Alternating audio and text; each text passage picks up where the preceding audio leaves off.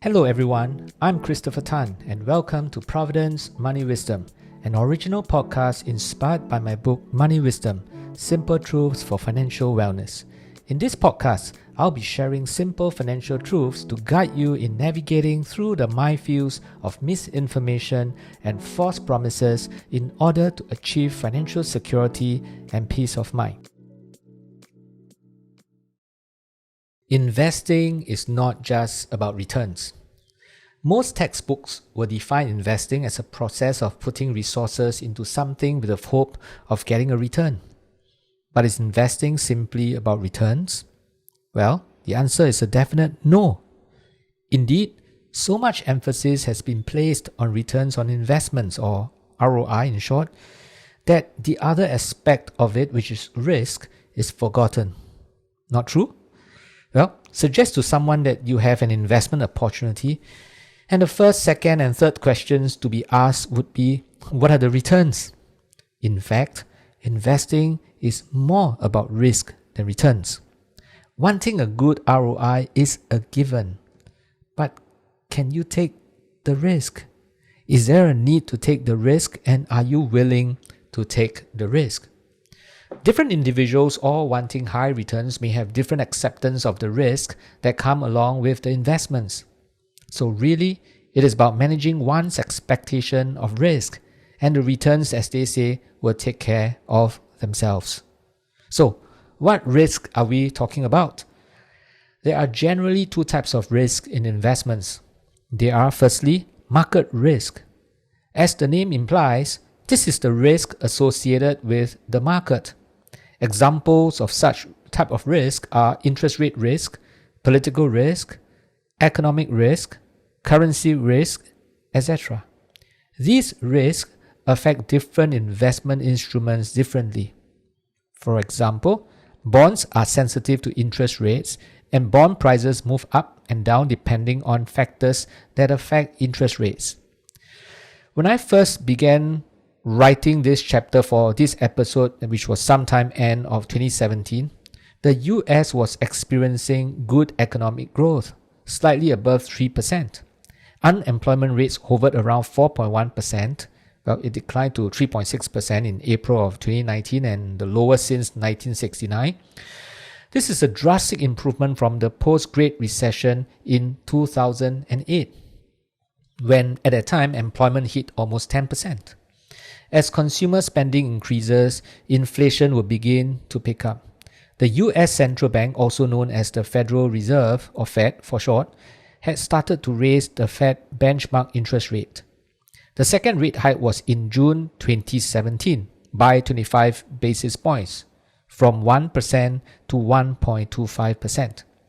This meant that bond prices, especially those with low rates, could fall. However, all this while, as the economy continued to do well, the US equities market soared and hit a series of new record highs. The Fed has since assumed a more dovish approach from the beginning of 2019. Well, the second kind of risk is really company-specific risk. Again, as the name implies, company-specific risk has to do with risk associated with individual companies. Different companies perform differently in different market situations. For example, in good times, most companies do well.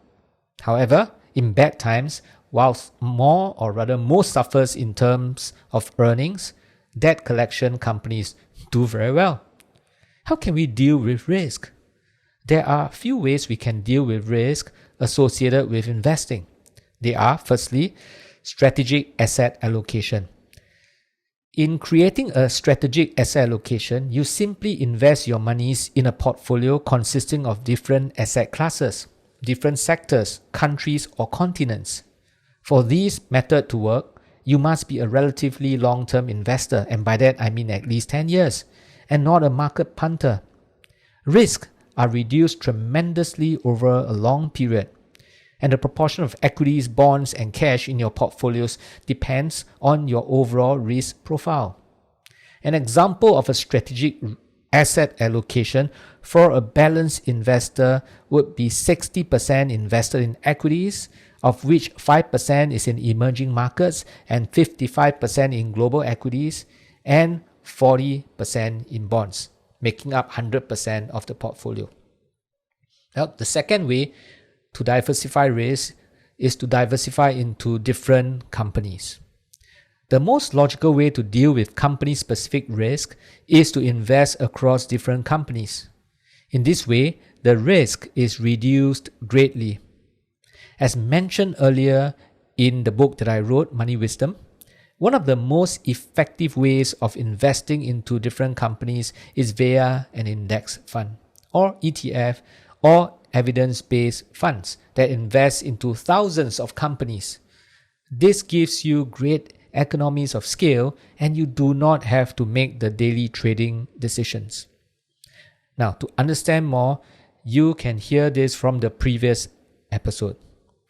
Now, the third way to mitigate risk is through regular rebalancing.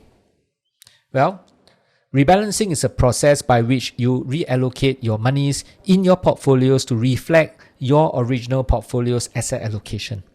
This is because after some time, the different asset class in your portfolios will move in different directions, and as such, the original proportion would have changed.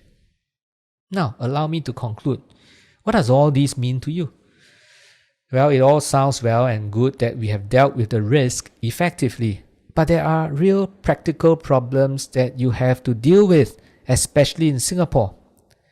With many of the advisors in Singapore still charging front-end sales charge, each time you transact in unit trust funds, it would not be cost-effective to do rebalancing regularly.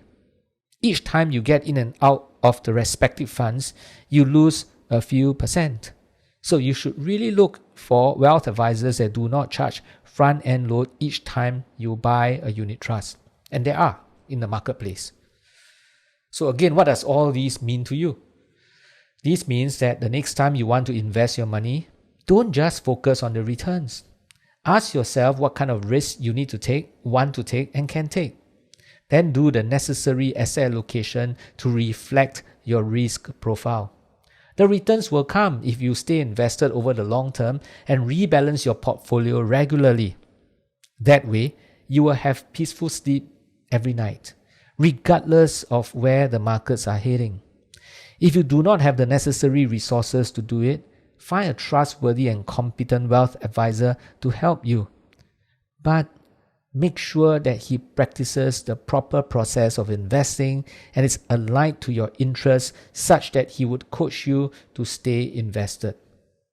Otherwise, you may find yourself buying investments for his gain rather than yours. Thank you for tuning in to Providend's Money Wisdom. I will be back soon with the next episode. For more information on my book or Providend's services, kindly visit providend.com. I'll see you the next time. All analysis, views or opinions from interviews, recommendations and other information broadcasted, podcasted or published herein are provided for general information purposes only. Information expressed does not take into account any specific situation, particular needs or objectives, and should not be construed as specific advice or a recommendation. Information has been obtained from sources that are deemed to be reliable, but their accuracy and completeness cannot be guaranteed. Always consult with a qualified investment, legal or tax professional before taking any action. Providend Limited does not accept any liability for any loss whatsoever arising from any use of the information broadcasted, podcasted, or published herein. All contents and information contained herein may not be copied or reproduced in whole or in part by any means without prior written consent of Providend Limited.